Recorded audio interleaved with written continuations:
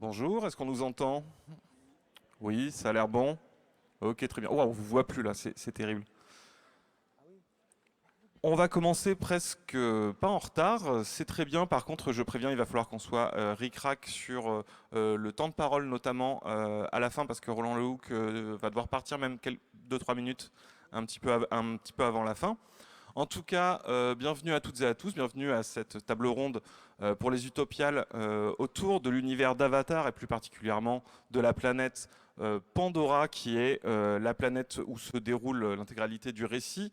Avatar, j'imagine qu'il n'y a pas beaucoup besoin de le présenter. Tout le monde connaît, même sans les avoir vus, un petit peu cet univers visuel, donc qui est un des grands projets de James Cameron, qui est un blockbuster à très très grand budget, mais qui est aussi un travail de très longue haleine de construction par James Cameron, qu'il veut étendre sur une énorme saga. C'est vraiment un projet assez dantesque et qui tourne beaucoup autour de la construction de cette planète Pandora, donc où vivent un peuple, les Na'vi, et où il y a évidemment tout un écosystème, mais aussi des éléments physiques un petit peu différents, et qui est découverte et puis exploitée par les humains, par les terriens. On va en parler aujourd'hui, étant donné le profil de nos deux intervenants, avec un œil scientifique. D'ailleurs, vous voyez là à l'écran, vous avez ce livre, du coup, vous avez contribué tous les deux, qui est une exploration scientifique et culturelle de Pandora, donc qui va parler de tous ces aspects de ce qu'on appelle le world building, c'est-à-dire la façon de construire le monde dans lequel va se dérouler le récit. Et on va essayer de se poser des questions justement avec cet angle scientifique, mais un angle de scientifique qui s'intéresse énormément à l'imaginaire et de fans de science-fiction et de littérature de l'imaginaire. Se poser des questions sur, par exemple, est-ce que l'émerveillement qu'apporte la fiction, qu'apportent les univers comme ça, un petit peu merveilleux, ou les univers science-fictionnels peuvent ramener vers une curiosité scientifique, et à l'inverse, est-ce que l'émerveillement pour la science permet de construire aussi des univers de science-fiction toujours plus comment dire, sublime, toujours plus crédible aussi. On va se poser toutes ces questions. Je vais vous présenter très rapidement tous les deux. Frédéric Landragin, donc toi tu es scientifique comme je l'ai dit, mais tu es sur la partie linguistique, tu es directeur de recherche au CNRS et tu fais de la médiation scientifique aussi. Et tu as déjà énormément travaillé sur les langues dans les mondes de fiction. Il y avait donc il y a évidemment ce livre sur Avatar, mais tu as aussi écrit Comment parler à un alien et comment parler à un robot. Tous ces livres-là, vous pouvez les retrouver hein, évidemment au Salon du Livre, et il y a aussi des séances de dédicaces avec vous deux. Mais j'ai noté aussi un autre truc intéressant qui n'est pas lié à la linguistique, mais qui, à mon avis, a peut-être une petite importance sur le regard que tu peux porter sur Avatar et la planète Pandora, c'est que tu es photographe aussi, et photographe animalier, tu fais de la photo macro, etc. Donc je sais pas, peut-être tu as un regard aussi particulier là-dessus, sur la mise en image un petit peu de ces écosystèmes.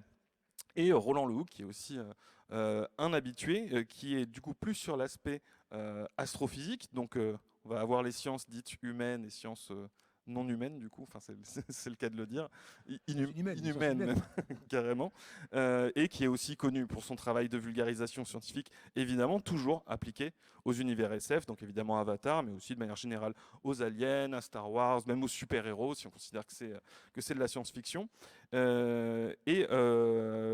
Voilà, c'est avec ces angles-là qu'on va un petit peu voir, faire un petit tour dans le temps qui nous est imparti de cette planète Pandora. J'ai une première question, juste chacun de vous deux. J'imagine que vous avez un attrait particulier pour cette planète Pandora, mais est-ce que vous pouvez nous dire déjà un mot de ce que vous pensez du travail accompli par Cameron, qui parle beaucoup justement de tout son travail de très longue date, de ses croquis sur Avatar. Qu'est-ce que vous pensez de ce que ça donne, le résultat final, d'un point de vue de scientifique? Le premier ou le deuxième? Ah, tu ferais une différence entre les deux? Bah, vas-y, explique-nous. Le premier, moi j'ai vraiment adoré. Le deuxième, bon, un petit peu moins parce que c'est répétitif, quoi. On retrouve les mêmes schémas de scénario. Mais le premier, avec la nouveauté visuelle, la nouveauté de la caractérisation des personnages, ça a fait un effet waouh, quoi. On sent, voilà, là, il y a du world building, il y a de la mise en œuvre de plein de facettes d'une culture et c'est super intéressant. Et tu trouves que le deuxième, du coup, il n'a pas été plus profond dans ce qu'il pouvait faire en termes de world building? Bah, rien que pour la langue. Dans le premier, il y a des dialogues dans la langue des navis.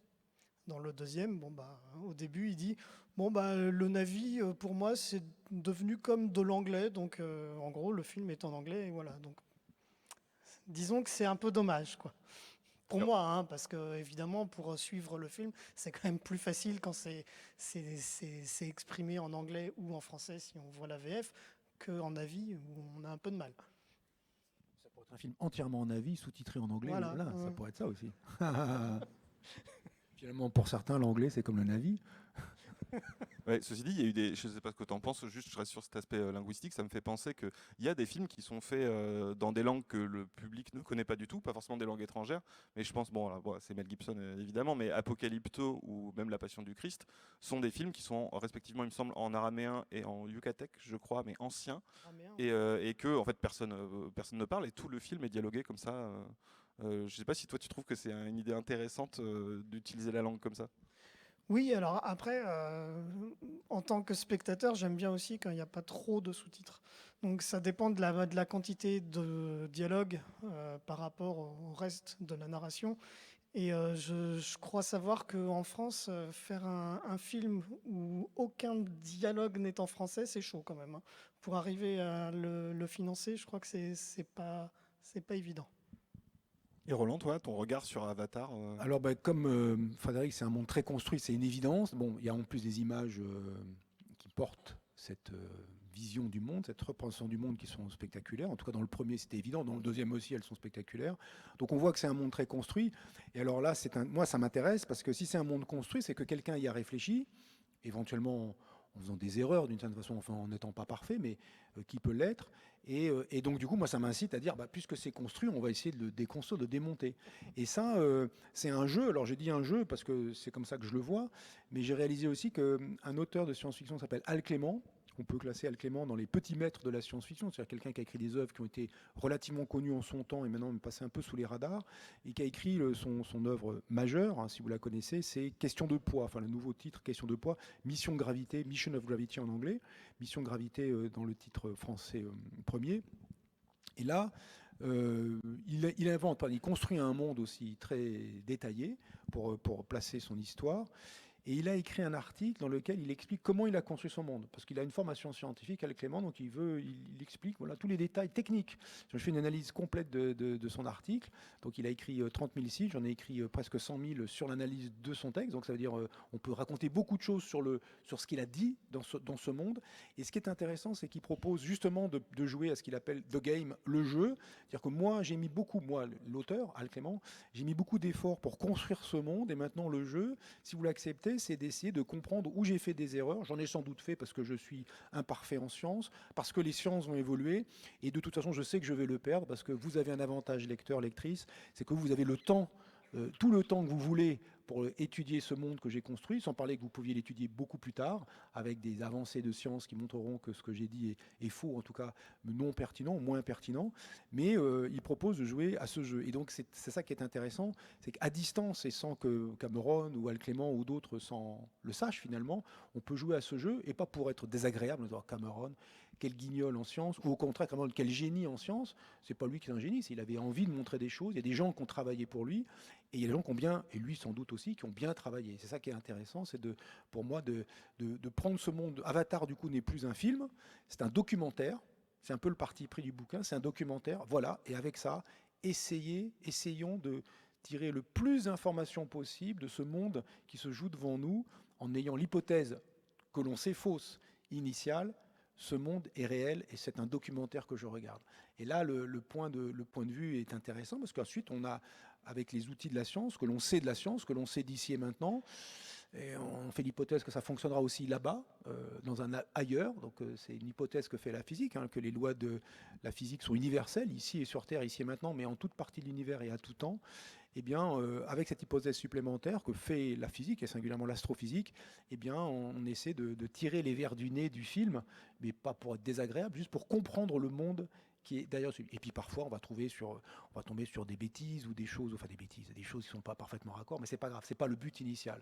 Le but initial, c'est d'enquêter sur ce monde qui est fascinant, qui est merveilleux et construit. Et donc l'assemblage de ces deux choses-là fait qu'on a envie d'en savoir plus.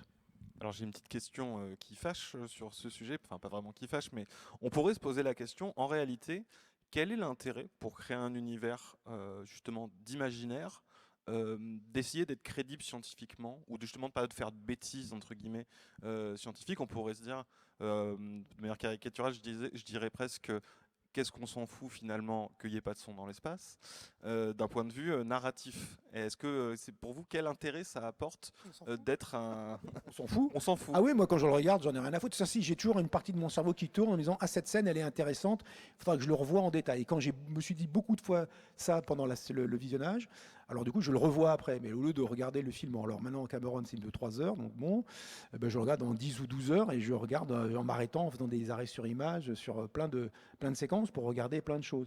Donc évidemment on s'en fout. Alors quand même il y a quand même un contrat, alors bien connu, c'est pas moi qui invente ça, entre l'auteur, l'autrice ou le réalisateur ou la réalisatrice, avec les gens qui regardent le film ou qui lisent l'œuvre. Il y a un contrat, il faut qu'on ne devienne pas à ce point incrédule qu'on perde le fil, quoi. C'est-à-dire, il faut qu'il y ait une manière de cohérence interne. Si on regarde Harry Potter, par exemple, c'est un monde qui a une très grande cohérence interne et où tout est faux, c'est effectivement de la magie. Donc ça ne répond pas à nos lois, ça n'existe pas. On pourrait dire tout ça c'est de la bêtise, mais ce monde est merveilleux d'abord, intéressant, il se passe des histoires que les gens ont envie de suivre, et il y a une grande cohérence interne. Il n'y a pas des choses bizarres qui se produisent. Quand on dit je prends de la poudre de cheminette, je fais ça, il se passe ça tout le temps. C'est pas un coup il se passe ça et un coup il se passe ça. Et donc ça, c'est le point important dans le film. Et donc c'est les qualités narratives, les qualités de cohérence du monde qui est présenté qui sont importantes effectivement. Mais quand il y a une cohérence scientifique, ça fait pas un bon. C'est pas parce qu'il y a une cohérence scientifique importante que le film est bon. Évidemment, c'est pas ça qui fait la qualité du film. Évidemment, sinon Star Wars, ça serait vraiment zéro, quoi. Donc, parce que là, il y a des problèmes. Mais du point de vue scientifique, c'est intéressant pour des vertus pédagogiques en réalité. C'est-à-dire que ça permet de montrer en action c'est quoi un cerveau scientifique qui s'empare d'une question mal posée. C'est quoi la taille de Pandora? Quelle est la gravité de Pandora? Plein d'autres choses. Comment la langue des navis fonctionne? Si on n'avait que les mots qui sont donnés, comment on reconstruirait Alors évidemment, c'est une langue construite. Frédéric nous en parlera bien mieux que moi tout à l'heure, mais on pourrait à l'inverse se dire je n'ai que ces éléments-là de la langue navi. Qu'est-ce que je peux en déduire sur son fonctionnement? Est-ce que j'ai pas des traits spécifiques qui me permettent de la rapprocher avec des langues humaines? Évidemment, c'est la première chose qu'on fera en comparant. Ça permet de montrer en action comment un cerveau scientifique s'empare d'une question mal posée qui est quel est l'âge de l'univers?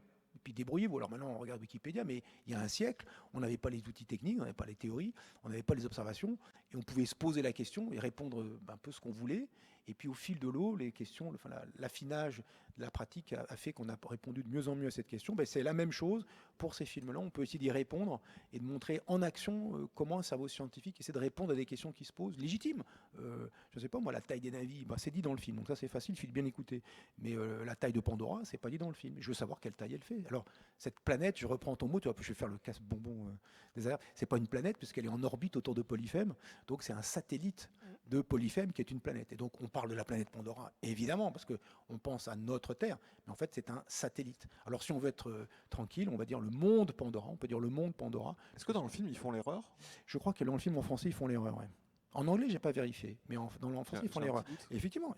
Donc du coup, un truc aussi bête que ça, et ça ne change absolument rien dans le film, mais de dire, mais une planète, est-ce que c'est vraiment une planète? Je pose ça à des enfants, des fois en CM2, en 6e, quand je parlais d'Avatar, ça m'est arrivé une fois ou deux. Est-ce que c'est vraiment une planète? Oui. Oui, mais qu'est-ce que c'est une planète? Ça veut dire, c'est quoi la définition d'une planète? Donc on peut faire des choses aussi bêtes, presque que du bête, mais simple, que du vocabulaire, finalement, de discuter des mots qui sont employés. Là, je rejoins, je savonne pas la planche du camarade Landragin. Et c'est intéressant. Ça permet aussi de montrer que la science, c'est des mots, c'est une façon de s'exprimer, une façon de penser le monde et d'exprimer sa pensée. Moi, je vais reprendre le terme de cohérence parce que c'est vraiment essentiel en fait. Là, donc, on est deux, mais le livre, on en a participé, on était une dizaine, chacun avec sa spécialité. Et ce qui est intéressant, c'est de voir la combinaison de tous les aspects. C'est-à-dire que si on prend les navis, Ils ont une apparence qui est très travaillée avec voilà, un choix de couleurs, un choix de morphologie. Ils ont des vêtements qui sont très particuliers. Ils ont des armes, des arcs, enfin, etc., qui ont fait l'objet aussi de réflexions. C'est pas uniquement de la transposition d'une ethnie humaine, c'est un petit peu plus, en particulier avec l'eau. Et tous ces aspects-là, donc, ont fait l'objet de réflexions. Cameron a pris des conseils auprès de scientifiques et a bâti ces navis. Imaginez qu'il les ait fait parler en anglais américain. Ben, ça aurait tout cassé parce que ça aurait manqué de cohérence. Si on fait des efforts au niveau de la morphologie, au niveau des vêtements, au niveau de la culture, il faut faire aussi des efforts au niveau de la langue. Et donc la construction d'une langue, en fait, elle sert à ça. Elle sert à ce que parmi l'ensemble des sciences auxquelles on s'est intéressé, il n'y en ait pas une qui soit au niveau 0. Comme c'était un peu le cas, peut-être pas dans Star Wars, mais je crois qu'il y a eu des Star Trek ou autres où une ethnie ou des extraterrestres, ils parlaient en finnois ou en hongrois. Bon, pour un spectateur français ou anglo-saxon, ça passe très bien. À la rigueur, les acteurs auraient pu dire du charabia, ça aurait été pareil.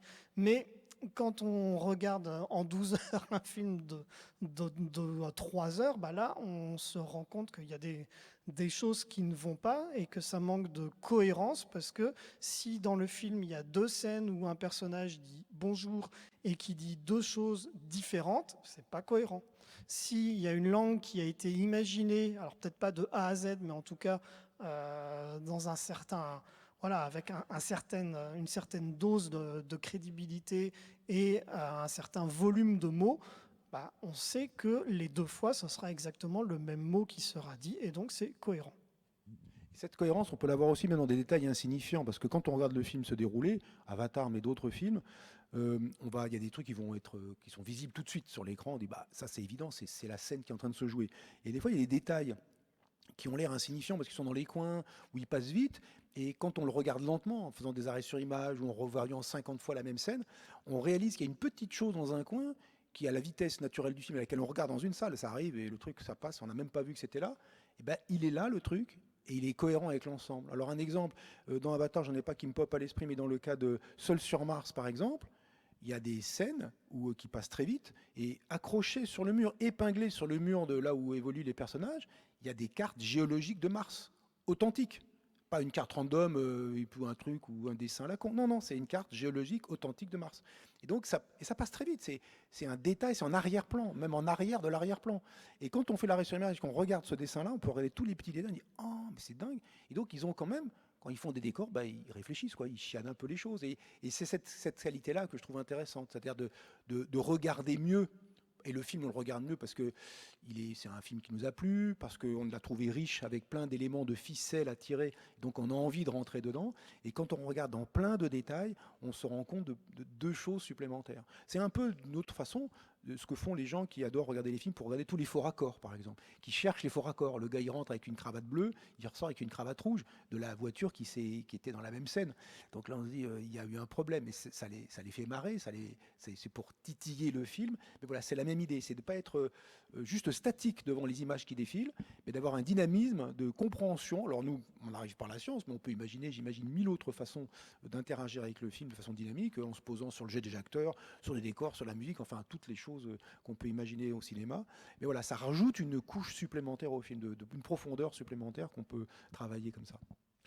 Alors, dans le temps qui nous est imparti, ça va être un petit peu juste parce que j'imagine que vous pouvez faire des conférences entières sur les aspects d'Avatar, mais on avait échangé sur ce qui vous intéressait un petit peu de discuter autour du film et vous m'avez envoyé pas mal de suggestions et comme je pense que toutes et tous ici, vous êtes venus écouter des vulgarisateurs, on aimerait bien vous entendre vulgariser. Je te propose de commencer un petit peu par la langue. Est-ce que tu peux nous expliquer un petit peu, je vais sortir les images que tu m'as envoyées, tu peux nous expliquer un petit peu ce que tu sais du Navi, comment ça a été fait, ce que tu en penses aussi, peut-être que tu as un avis dessus. Un avis sur le Ouais, Navi. mais voilà, je n'ai pas fait exprès, excusez-moi, c'est très nul comme jeu de mots. Oui. Voilà, et puis même plus généralement sur les langues construites dans les récits de fiction. Je reprends ta série, voilà, Qui est cette personne? Alors, voici Paul Frommer.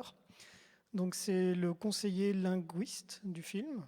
Et donc, c'est ce qu'on appelle en anglais un conlanger. Donc, constructed language, langue inventée pour les besoins de la fiction. En condensé, ça fait conlang, langue construite. Et le créateur d'une langue construite, on appelle ça un conlanger. En français, on appelle ça un idéolinguiste. C'est un peu plus long, mais ça veut dire exactement pareil. Oui, idéolinguiste, ouais. Et c'est pas forcément un linguiste.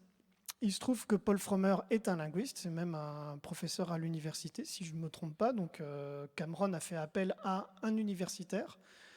Il faut dire qu'à l'époque, le métier de conlanger n'était pas encore vraiment développé. Même à l'heure actuelle, c'est une niche. Hein. Mais à l'heure actuelle, vous connaissez, alors peut-être pas Paul Frommer, mais par contre, peut-être que le nom de David J. Peterson vous dit quelque chose. C'est le premier conlanger professionnel au monde, c'est-à-dire qu'il ne fait que ça de toute sa carrière. Et c'est lui qui a créé les langues dothraki et ovalérien pour Game of Thrones. Et ça a été un petit peu le lancement de ce métier-là, parce que vu le succès de la série, maintenant il est difficile de mettre à l'image une ethnie qui est un peu exotique ou fantaisiste sans qu'elle ait une langue qui montre son identité. Et donc la construction de langue pour la fiction, c'est devenu presque comme un effet spécial un peu particulier, quoi. En tout cas, ça fait partie du procédé de mise en scène. Paul Frommer, il a été appelé par Cameron, et Cameron lui a dit moi j'ai pensé à des noms de personnages, alors bon je schématise et je simplifie un petit peu, mais c'est à peu près ça qui s'est passé. J'ai pensé à des noms de personnages, et donc il lui sort les noms des personnages Na'vi du film. J'ai pensé à quelques mots, il lui en donne une dizaine. Est-ce que vous ne pourriez pas développer ça? Moi, j'ai pas envie de le faire. De toute façon, j'y connais rien. Et puis, il a autre chose à faire. C'est quand même le big boss. Donc voilà, il donne des perches. Et puis après, c'est à des spécialistes à développer. Et Paul Frommer donc, a eu pour mission de lui faire 3 propositions pour ce qui va être le Na'vi en quelques semaines. Et ce qu'il a fait. Dans les propositions, il y avait le développement d'un système phonétique. Alors, c'est quoi un système phonétique? C'est les sons que l'on prononce dans une langue. Et c'est peut-être un peu petit, mais bon, c'est pas grave. Voilà. Donc là, vous avez la liste des phonèmes du Na'vi avec la manière dont c'est transcrit à l'écrit au début, et puis entre crochets, c'est la manière dont ça se prononce. Alors encore faut-il connaître l'alphabet phonétique. Bon, c'est un peu technique, mais bref, ce qui compte, c'est que Frommer a développé 3 fois ce type de système-là avec un certain nombre de mots. Alors cette fois, non pas des noms propres, parce que c'est un peu facile, des noms propres, on peut mettre un petit peu ce que l'on veut, il n'y a pas vraiment de logique, mais par contre, des noms communs et des verbes, histoire de commencer à développer une langue et à ce qu'il y ait des liens entre certains mots, parce que si on dit nager et la nage, il y a un verbe, un nom commun, mais ils se ressemblent puisqu'ils sont dans le même champ lexical. Enfin voilà, il y a un lien très fort entre eux deux. Donc ça, il faut le reproduire et donc il faut l'imaginer dès le départ. Dans les 3, Cameron a dit « Ah, là, ça m'intéresse » parce qu'il y a des consonnes éjectives. Alors les consonnes éjectives, c'est ce qui apparaît là, c'est le X, on le voit vaguement. Il y a un KEK, puis il y a KXE, KX, donc il y a une version sans consonne éjective et une avec. En fait, c'est un coup de glotte qui est émis en même temps qu'on parle. Moi, je ne sais pas le faire, j'arrive pas à bien le faire, donc je ne vais pas faire une démonstration.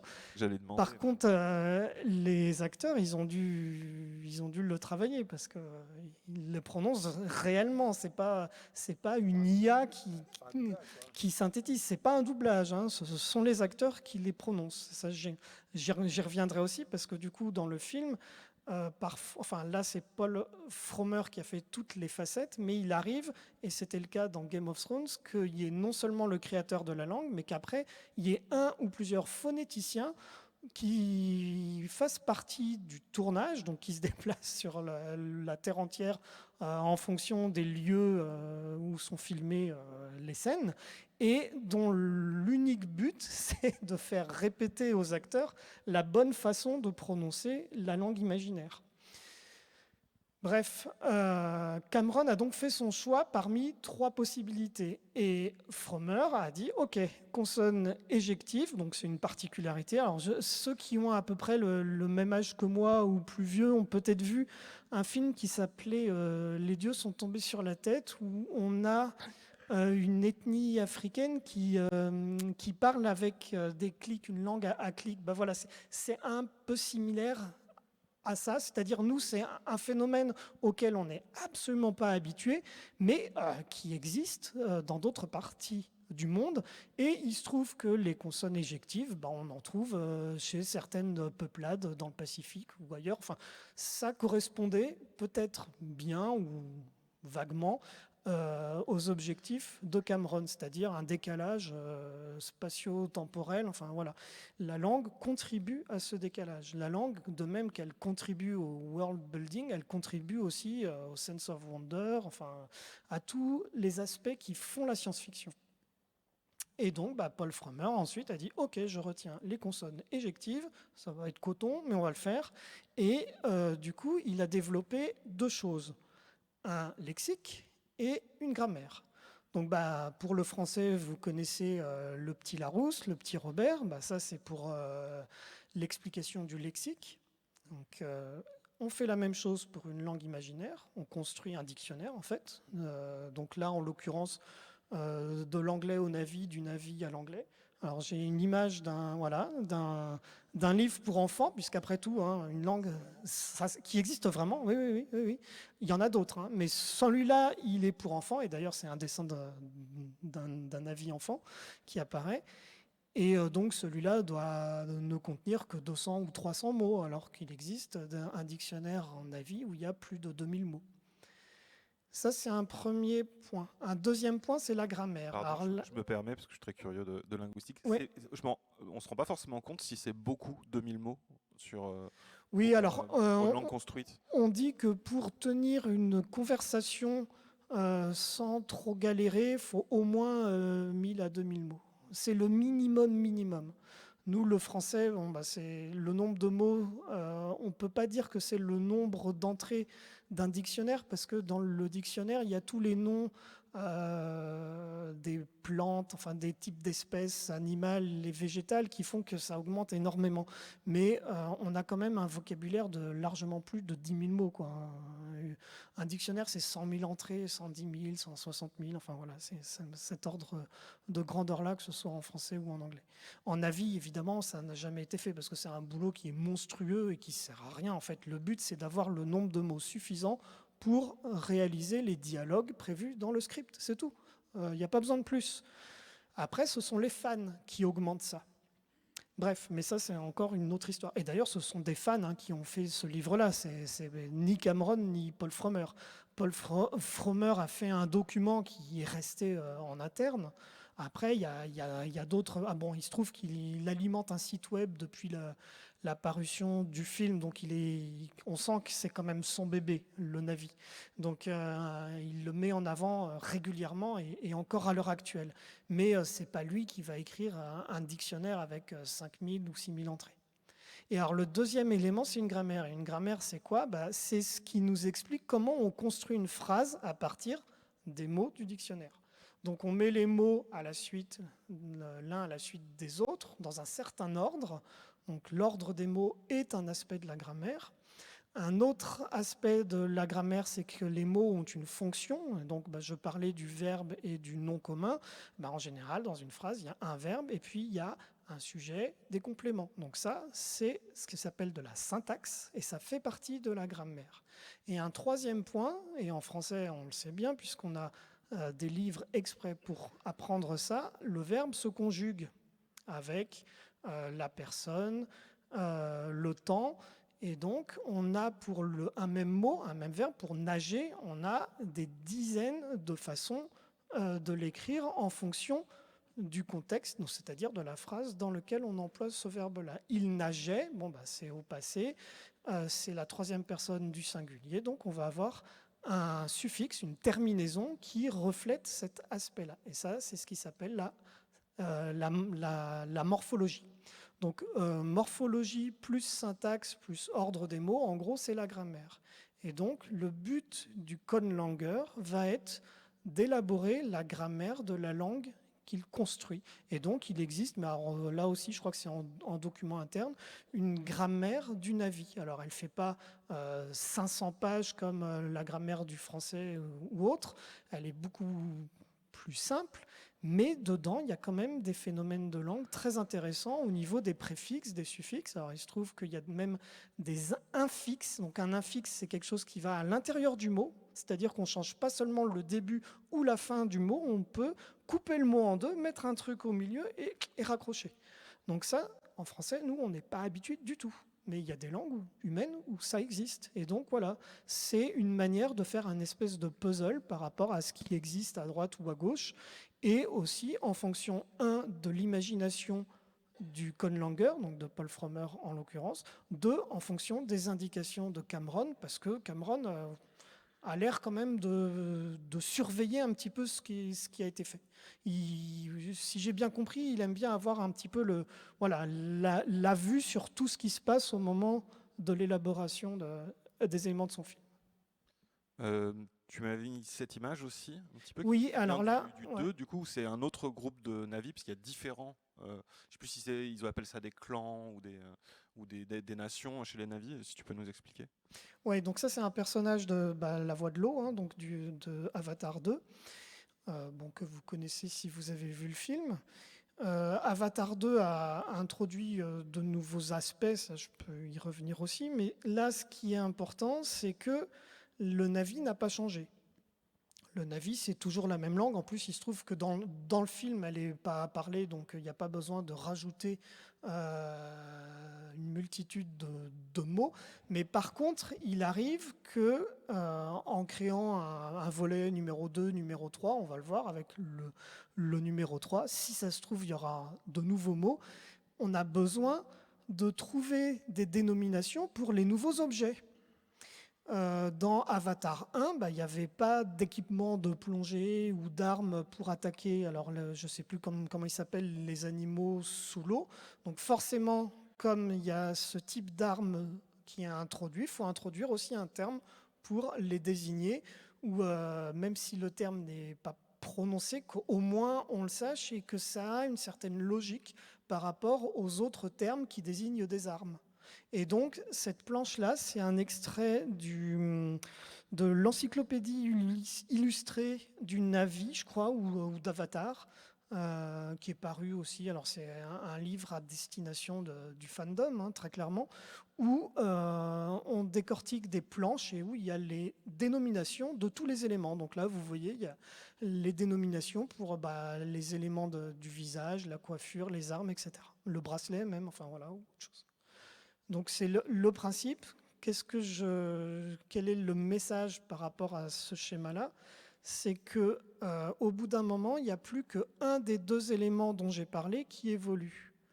La grammaire n'évolue plus. Une fois que les règles de conjugaison ont été faites, comme nous, on a le Becherel qui les décrit de manière extensive, ça, c'est figé. Enfin, c'est figé, c'est presque figé. En tout cas, ça n'évolue plus trop.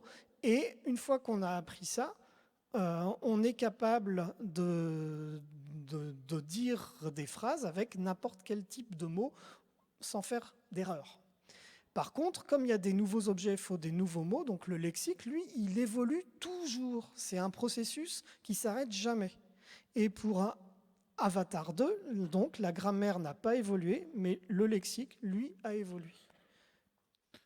Très bien, comme je disais, je pense que tu peux faire 2 heures toi-même rien que là-dessus, sans parler d'aller sur encore d'autres langues.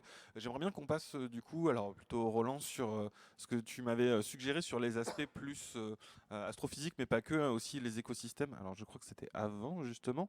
Déjà sur l'écosystème lui-même, un petit peu de Pandora, parce que c'est vrai que ce qu'on voit beaucoup c'est un petit peu cette faune. Alors, il y a tous les animaux un petit peu aliens qu'on voit justement sur la planète, mais il y a aussi toute la flore, tout ce travail-là. Et tu voulais nous en parler un petit peu? Oui, alors sur les animaux, moi je suis pas biologiste. Il y a le camarade Jean-Sébastien Steyer qui lui a écrit beaucoup dans le bouquin sur la question des animaux. Mais ce qu'on peut remarquer, c'est que comme le Conlanger s'inspire de langues existantes et fait des mélanges d'une certaine façon, enfin prendre des éléments d'une langue et peut-être d'une autre langue aussi, eh bien dans les animaux il y a beaucoup de chimères, c'est-à-dire d'êtres qui sont des mélanges d'êtres vivants terrestres ou terriens plutôt existants réellement. Et il met, pour faire le titanotherium, il y a un avant de requin marteau et un arrière de rhinocéros, par exemple. Et puis voilà, on met les deux ensemble et poum, on met 6 pattes parce que ça fait un peu bizarre, enfin 6 membres, alors qu'il y a les hexapodes terriens, c'est plutôt des trucs qui grouillent, enfin comment ça s'appelle, des arthropodes, enfin des machins pas clairs qu'on n'aime pas voir. Et là, bon non, c'est des machins grands. Enfin, nous, on n'a pas 6 membres, quoi. On en a 4, on est des tétrapodes. Et donc voilà, ce mélange-là permet à la fois de créer des choses qui sont un peu curieuses et en même temps qu'on reconnaît. Parce que c'est important, c'est-à-dire dans la partie, on disait tout à l'heure la question du réalisme ou de la qualité scientifique. Il y a un point qui est important pour un réalisateur de film, c'est que le public comprenne ce qu'il voit. Et si les navis sont des humanoïdes, un tétrapode, avec un visage différent d'une autre, une couleur différente, enfin plein de choses différentes. Enfin, essentiellement, quand un navi est content, on sait le reconnaître. Quand un navi n'est pas content, on sait le reconnaître. Ça, c'est important pour le spectateur, parce que c'est nous qui regardons le film. Après, ils se débrouillent entre eux pour savoir qui est content et pas content. Mais si les extraterrestres que vous mettez en scène, c'est des petites boules de poils qui roulent par terre, c'est pas une bonne idée, des boules de poils qui roulent par terre. Enfin bon, des boules de poils qui roulent par terre. Puis qu'elle se met à faire des bonds, elle est contente ou elle est pas contente, la boule de poils. C'est pas facile à dire, quoi. Et donc, comme c'est pas facile à dire, on veut quand même comprendre. Donc, les monstres, les trucs pas méchants, ils sont noirs, ils ont des dents, ils bavent, suivez mon regard. Et puis dans Alien, dans Alien, non, dans Avatar, oui, dans Alien.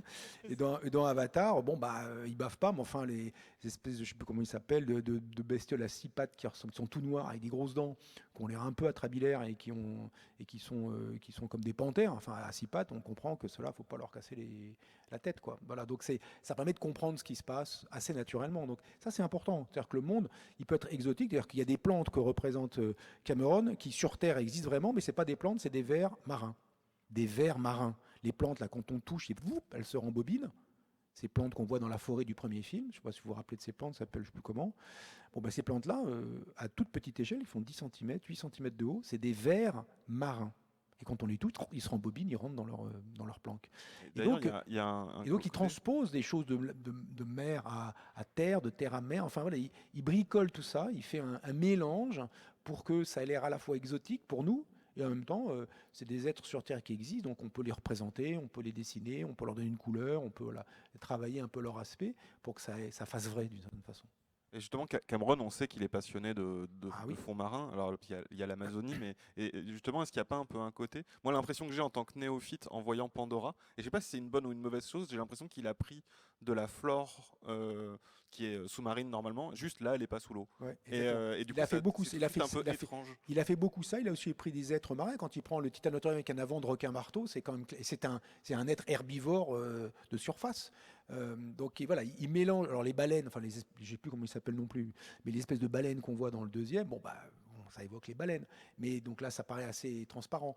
Mais il y en a d'autres, non, il a vraiment transposé de l'un à l'autre et de l'autre à l'un pour qu'on perde un peu nos repères, qu'il y ait un exotisme, mais une compréhension comme on comprend, on arrive à interpréter ce que l'on voit. Voilà, et ça c'est intéressant. Comment ça s'appelle ça? Je suis bien vieux. Les machins qui volent là. Sur lesquels ils se connectent, etc. Oui, hein? Comment il s'appelle? Dites-nous, la public, vous êtes bons. Hein, pas les dragons, justement, c'est pas des dragons. Pas des dragons, oui. Justement. Les Ikran. Ikran, oui, mais c'est pas Ikran, c'est le grand boss avec l'ombre là qui fait peur. Bref, les trucs, vous avez compris l'idée. Il ressent. Les dragons sur lesquels ils se branchent comme voilà, ça. Voilà, exactement. C'est pas des dragons. Enfin, si, ils ont une gueule de dragon, mais en fait, toute la morphologie autre que dragon. Alors, c'est marrant quand on le regarde. C'est les Quetzalcoatlus, c'est comme les ptérosaures, donc des reptiles volants disparus, qui ont été des êtres volants de très grande taille. ils ont la position anatomique du ptérosaure au sol, c'est-à-dire ils sont tétrapodes au sol, mais ils ont des ailes qui déplient. Les poules, c'est des tétrapodes. Les poules, elles ont 2 bras qui s'appellent des ailes et 2 pieds qui s'appellent des pieds, et donc, enfin des pattes. Et donc les ptérosaures, quand ils se posent au sol, ils avancent sur leurs pattes, enfin pas sur les coudes en fait, mais ils ont leurs mains posées par terre. Et l'aile du ptérosaure, c'est le petit doigt qui a considérablement grandi et qui sert de structure à l'aile. Les chauves-souris, c'est les 5 doigts qui ont grandi et qui servent de structure à l'aile. Et les poulets, c'est 3 doigts qui sont devenus 1 et 2 autres doigts qui sont devenus un autre. Ça fait l'aile de poulet. Enfin, vous voyez, bon, bref. Et donc, quand ils nous montrent des ptérosaures, on voit, moi je reconnais des ptérosaures, parce que j'ai une vague culture, mais c'était hier, pour lui c'est transparent. Un ptérosaure, les ptérosaures, ils ont une espèce de bec très long, là, comme les ptérodactyles, ces machins là qu'on voit très bien. Et donc, ça, c'est pas bon. Crac, il a fait une gueule de dragon, parce que ça, on reconnaît les choses. Il a mis des machins qui dépassent pour que ça fasse la classe. Et il a mis 2 trous sur le côté, qui sont des évents, comme les dauphins. Donc, il a mélangé encore des êtres marins avec un ptérosaure, un être volant, un reptile volant disparu, puis il a mis une gueule de dragon, parce que c'est plus chic, mais c'est tout. Donc, on voit qu'il a encore fait un mélange. Mais qu'en le regardant, on peut analyser plein de choses. Et en particulier, alors je finis, c'est trop tard, j'ai commencé sur les, je sais plus comment ça s'appelle, les bestioles qui volent. Eh bien, ces bestioles-là, quand on regarde bien la gueule qu'elles ont des dents qui sont toutes identiques et coniques. Voilà. Nous, on n'a pas des dents identiques et coniques, on a plein de dents différentes. Et donc, on a des dents qui tranchent, des dents qui percent et des dents qui mâchent. Les éléphants, ils ont qu'une seule type de dents, des dents qui écrasent. Et qui est-ce qui a que des dents coniques? Les dauphins, les crocodiles, mais elles servent à quoi ces dents? Elles ne servent pas à mâcher, elles sont toutes identiques et pointues. Elles servent à vous choper et après elles ne vous lâchent plus. Et après, on se débrouille. Une fois que vous êtes mort, on se débrouille. Enfin, on vous casse en morceaux, enfin, on se débrouille après. Et donc, ça veut dire qu'on peut comprendre comment fonctionne un qui vole, un icrane, on va dire icrane. Putain, c'est énervant comme d'être vieux, c'est vraiment chiant. Et donc, c'est vraiment, je suis désolé, mais c'est le réel. Et il y en a qui me comprennent dans la salle, je suis sûr. Pas encore, mais bientôt, ça va arriver, tu vas voir. Lui aussi, bientôt. Et donc, on peut comprendre que quand ils vont attraper quelqu'un, ils vont le saisir avec leurs dents pointues. S'il est assez petit pour être avalé d'un coup, ils l'avalent d'un coup, et ils peuvent le faire parce que les trous d'air sont sur le côté, et c'est pas comme nous, l'air et la bouche communiquent. Nous, on n'avale jamais tout rond, quoi. C'est pas une bonne idée. On apprend très vite aux enfants à pas avaler tout rond. Alors en revanche, les enfants comprennent aussi qu'ils peuvent avaler par le nez. Parce qu'on l'a dit non plus, c'est pas bon non plus. Mais ils peuvent le faire. Tu as vu ça toi aussi. Donc, et ça marche parce que derrière ça passe là, au même endroit ça passe. Donc il ne faut pas avaler tout rond parce que ça peut se tromper de tuyau. Le tuyau d'air et le tuyau de digestion, si j'ose dire, sont côte à côte. Mais eux là, comme les dauphins, ils sont séparés. Donc ils peuvent avaler tout rond. Ils ont des petites dents pointues pour saisir la proie. Si elle n'est pas trop grosse, gloub, ils l'avalent d'un coup. Si elle est plutôt comme nous, il la maîtrise un peu, quoi, pour que l'autre il ait compris que c'est fini pour lui. Après, il le casse en morceaux, puis il l'avale en petits bouts. Voilà, donc on peut presque, vous voyez, interpréter, faire une sorte de zoologie comparative avec ce qu'il y a sur Terre, parce que ce sont des chimères, justement. Donc on peut pousser un peu plus loin l'enquête et dire, quels sont les êtres qui ont été mélangés pour faire celui que je vois? Et deuxièmement, qu'est-ce que je peux déduire de son comportement alimentaire, par exemple, à partir de ce que j'en vois aussi? Voilà. Et c'est ça qui est intéressant. Mener cette enquête, et après, c'est pas pour dire Cameron a bien fait, mal fait, ou je sais pas quoi, il a fait un truc super, et on a envie de s'y intéresser parce que c'est super, visuellement, dans l'histoire, etc.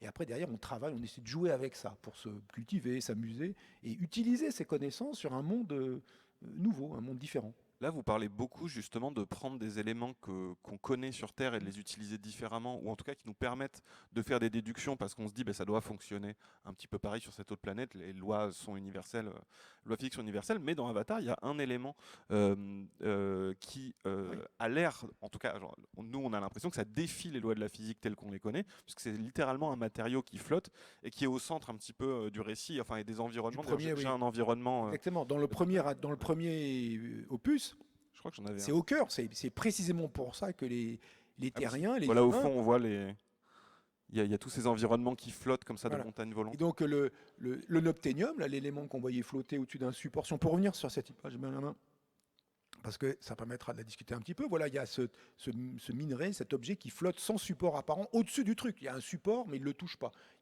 Il a besoin, semble-t-il, d'être au-dessus du machin qui est en dessous.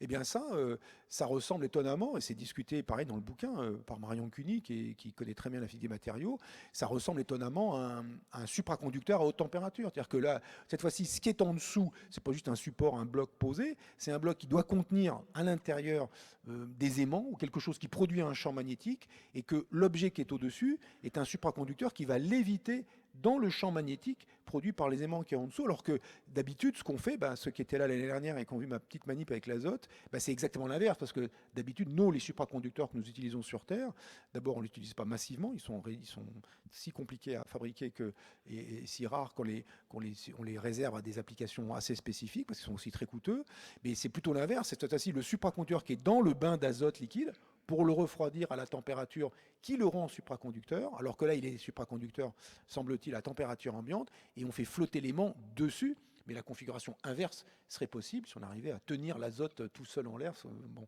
donc là, la configuration, ça suggère que c'est un supraconducteur à haute température. On peut comprendre après que ça soit un objet intéressant, puisque c'est un peu un graal de la physique des matériaux, la supraconduction. Si on avait instantanément remplacé tous les conducteurs habituels par des supraconducteurs, il n'y a juste plus aucune perte dans aucun réseau électrique, dans aucune. Les câbles ne chauffent pas, enfin tout ça c'est fini, et donc ça économise, comme on dit, de l'énergie, et on pourrait alors peut-être en utiliser moins pour faire la même chose, mais plus probablement malheureusement sur Terre en utiliser autant pour faire plus de trucs. Et donc ça cet objet-là qui s'appelle unobtainium. Alors même là dans le film, explicitement en anglais, on donne un nom qui semble dire ça n'existe pas, ça n'est pas obtenu. Enfin c'est une fadaise, on vous montre un truc faux. Mais c'est intéressant, ils mettent un nom d'un truc explicitant le fait que c'est faux, mais quand même dans le film c'est vrai, il est là, il l'achète, et même la RDA, enfin la compagnie qui vient là pour exploiter glorieusement et écraser les écosystèmes, exploiter l'obthénium et écraser les écosystèmes de Pandora, vient pour cette chose-là qui vaut une fortune, qui est extrêmement importante. C'est pour ça qu'on vient sur Pandora, en tout cas dans le premier film, que les humains viennent sur Pandora. Je fais un petit point chrono parce que je me rends compte qu'en plus le chrono là et l'heure ne correspondent pas exactement. Je ne sais pas s'il y a un micro, la régie à faire passer dans la salle pour qu'on garde 10 petites minutes d'échange avec le public. Je ne sais pas si quelqu'un peut me dire ça. Je vois rien. Si, c'est bon. Et le temps qu'on fasse passer le micro, quand même, si en 2 minutes tu peux nous parler. Non, impossible. Désolé, tu avais l'air d'y tenir. Oui, non, mais le vaisseau, voilà. Le vaisseau, encore une fois, voilà, ce vaisseau-là, moi je peux en parler. Enfin, j'ai une conférence complète qui peut durer 2 heures à un niveau stratosphérique, en rentrant dans tout un tas de détails. Mais ce vaisseau, voilà, quand je vois un engin comme ça, pour moi, il me faut une fraction de seconde pour comprendre qu'il y a quelqu'un qui a réfléchi derrière ce truc. C'est pas un vaisseau à la Star Wars ou à la Star Trek qui sont au demeurant des beaux vaisseaux. Quelqu'un a pensé aussi derrière ces beaux vaisseaux, mais quelqu'un qui est plutôt de la tendance esthétique, on va faire un beau vaisseau, un design qui soit plaisant à regarder. Et là, c'est pas un designer au sens faire un beau vaisseau. Il est beau, entre guillemets, parce que tous les éléments que je vois, je peux leur associer une fonction. Ce vaisseau, il est beau fonctionnellement. Et il y a plein d'éléments. On peut découper ce vaisseau en 4 ou 5 parties fondamentales, y compris vous voyez, le câble, là, même un truc aussi qui a l'air aussi bête que il y a le bloc moteur à l'avant avec les trucs rouges et les grosses boules. Les grosses boules, c'est sans doute les réservoirs, bien sûr. Ça, c'est pas besoin d'être très malin. Mais pourquoi il y a des machins rougeoyants à l'avant? Qu'est-ce que c'est que ces trucs? Où sort le système de propulsion? Et le câble, il a la forme de la tour Eiffel. J'ai bien dit la tour Eiffel, j'ai dit pas ça à random. Il y a une raison. Et donc, et il aurait pu mettre un câble, juste un truc con, quoi, rectangulaire, de section constante. Non, il y a un câble à section variable. Et puis il y a des trucs. Et puis il y a l'espèce de miroir au bout, là. Il semble servir à que dalle, ce miroir. Et en fait, non, il y a une fonction très importante, mais c'est pas miroir, justement. Ils ont mis un miroir pour faire joli. Ça permet, dans cette image, de voir le vaisseau, l'arrière-plan. On voit Pandora, Polyphème encore en arrière de l'arrière-plan. Et puis le reflet de Pandora dans le miroir là. Donc le miroir est là pour être joli, mais sa fonction, c'est pas du tout faire joli. Enfin, il se trouve que dans le film ça fait joli, mais c'est pas faire joli, c'est un bouclier. Enfin bref. Donc ce vaisseau, il est magnifique pour ça. Enfin, il a un intérêt pour ça. Et on peut complètement le mettre en pièces et avec un certain niveau de détail qui permet de dire ça fait ça, ça fait ça, ça fait ça, sans doute ça fait ça, ça fait ça. On peut même sur cette image, enfin pas l'image, il faudrait que une petite séquence où il y a vous voyez l'altère qui est à droite là complètement, ça tourne ça, donc les dingues comme moi ils mesurent en combien de temps ça tourne, ils déduisent des trucs et ça permet notamment de déduire la longueur du vaisseau. Là sur cette image, pas cette image mais la scène, on peut déduire la longueur du vaisseau, un peu moins de 2000 mètres. Et donc comme c'est un truc américain, c'est sans doute la réponse 1 mile. Voilà.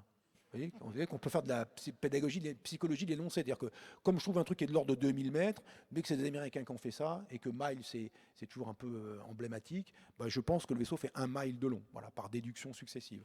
Et donc, dans l'esprit de ceux qui l'ont conçu et qui ont dû mettre dans le logiciel 3D, ils ont mis des dimensions pour le montrer ensuite en 3D dans les images de synthèse 3D. Donc ce vaisseau, il est vraiment intéressant pour ça, et même le voyage qui est fait, la durée du voyage, là où ils vont, il va dans le système d'Alpha du Centaure, qui est une étoile qui existe réellement, on peut déduire des choses sur le plan de vol du vaisseau. Donc en fait, sur le vaisseau, c'est d'ailleurs le chapitre que j'ai écrit dans le bouquin, on peut complètement poser à plat toutes les pièces du vaisseau par une analyse détaillée, et donc de réaliser que sans doute, quelqu'un, un ingénieur, quelqu'un qui connaît ou un scientifique a pensé ce vaisseau. C'est pas un vaisseau random et il était rajouté une couche d'esthétique, sans doute, le coup du miroir et des choses, mais c'est pas un vaisseau random, c'est un truc qui a été pensé, et c'est ça qui fait plaisir, c'est que derrière, on peut jouer avec. Et, enfin, moi, ce qui m'amuse, c'est ça, c'est de jouer avec, comme Frédéric joue avec les langues qui sont proposées.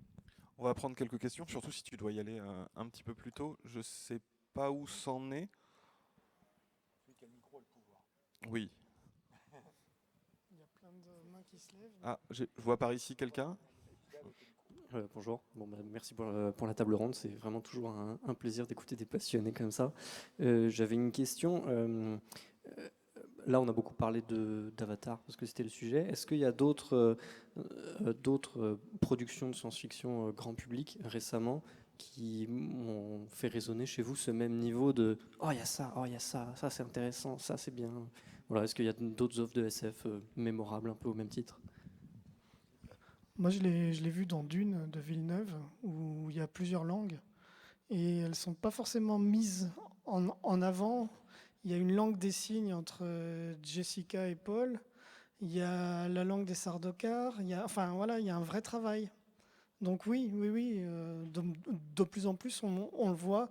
Bon, après, forcément, on le voit plus sur les grosses productions où il y a les moyens aussi, hein. Alors pareil pour Dune. Alors Dune, évidemment, ça vient d'un roman qui est déjà en lui-même un roman extraordinairement construit, donc ça ne nuit pas. Enfin, après Villeneuve, par ses qualités cinématographiques, rajoute ses couches personnelles d'esthétique. Il y a Interstellar où il y a un certain nombre de choses qui sont intéressantes, même si à la fin, dès qu'il rentre dans le trou noir, bon. Mais avant, on peut dire des choses. Après, il y a des choses qu'on peut dire, mais c'est d'un autre ordre.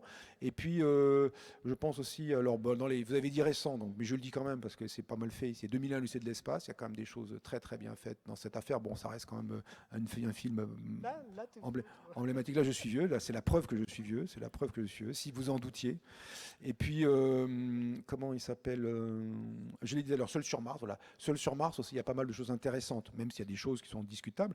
Il y a pas mal de choses, il y a pas mal de ficelles à tirer dans Seul sur Mars. Voilà. Donc ça, il y a quand même pas mal de films. Alors si on regarde, moi je regarde du point de vue de l'angle physique, du point de vue des langues, mais alors encore une fois, Steyer et d'autres, mais Steyer en particulier, on regarde du point de vue de la biologie. Alors là, il y a aussi plein de films qui seraient intéressants à discuter du point de vue de la biologie, de la génétique, etc. Donc voilà, il y a toujours une petite ficelle à tirer. Puis des fois, ça peut être qu'un petit élément du film finalement, mais c'est pas grave, parce que ça permet d'en dire plus sur le film et d'analyser l'œuvre sous un autre angle. Moi, j'ai beaucoup utilisé Premier Contact. Parce qu'au niveau de la langue, la linguistique, des théories qu'il y a derrière, ça fourmille de choses vraiment bien réfléchies et qui sont vraies. Pareil, Premier Contact, il y a de la physique, il y a les vaisseaux là, qui tiennent tout seuls, hein, et les Chinois qui les attaquent. Non. Les gars qui ont des vaisseaux qui tiennent tout seuls en l'air, vous ne l'attaquez pas. Vous dites bonjour monsieur l'extraterrestre, comment allez-vous tout va bien? Vous voulez un petit coup? Voilà. Surtout gentil, hein. Vous déconnez pas avec eux. On va prendre la question là-bas, il me semble. Je vois pas très bien, pardon. J'ai cru qu'il y avait un micro qui avait été distribué là-bas, non? Non, je me suis planté.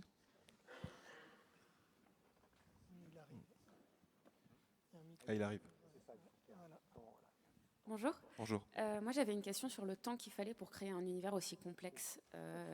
Est-ce que vous avez une idée du temps que ça a pris en fait à Cameron depuis le moment où l'idée elle a germé jusqu'au moment où il a réussi à avoir tous les éléments scientifiques pour commencer à lancer son truc. Pour le coup, Titanic, je sais que ça a pris un temps fou avec les explorations, le Bismarck, machin.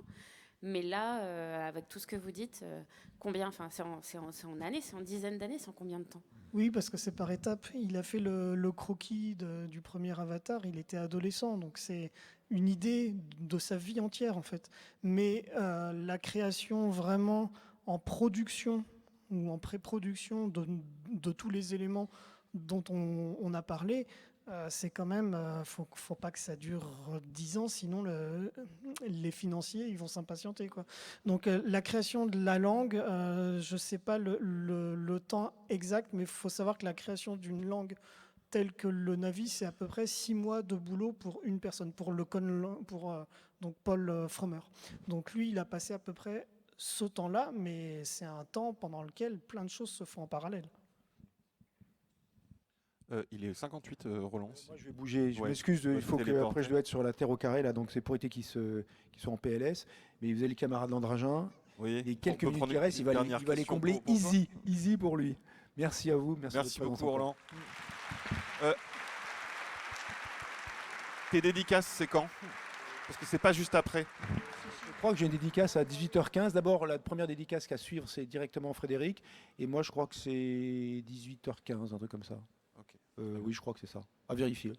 Bon, j'y vais. Bah, il reste 1 minute, donc je sais pas si. Une autre question du coup. Ouais, si on peut. Une dernière question, si ça va au Il y a staff. Là, je vois ouais, il y a- quelqu'un ici. Le micro est déjà distribué ou pas?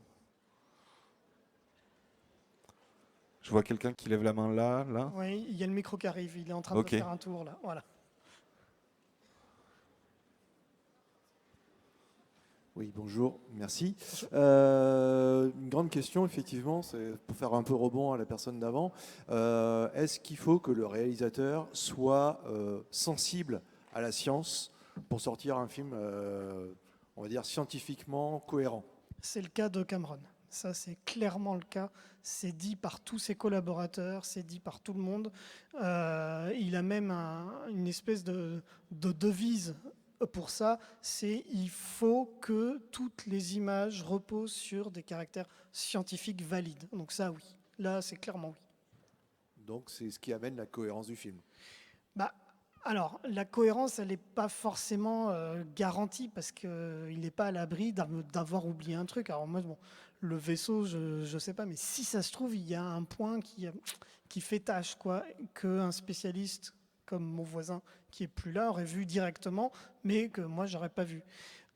Ou pour la langue, eh ben, si ça se trouve, le conlanger a mis des consonnes éjectives avec un type de phonème qui, finalement, dans les langues humaines, n'est pas compatible. Ça, on n'est jamais à l'abri de ça. N'empêche que plus on passe du temps, plus on évite ce type de bêtises, entre guillemets. Et bon, là, on peut dire que pour Avatar, oui, il y a eu ce qu'il fallait pour. Merci beaucoup. Il est tout pile. On va pouvoir y aller, libérer la salle parce que je crois qu'il faut justement bien pouvoir sortir et re-rentrer. Merci. Du coup, toi, tu es en dédicace tout de suite. Moi, je suis en dédicace. Là, je vais à la librairie. Donc, Voilà, très bien. Donc, vous pourrez retrouver ces D'accord. livres là-bas. Merci beaucoup. Merci à la technique et merci au public. Très bonne journée. merci.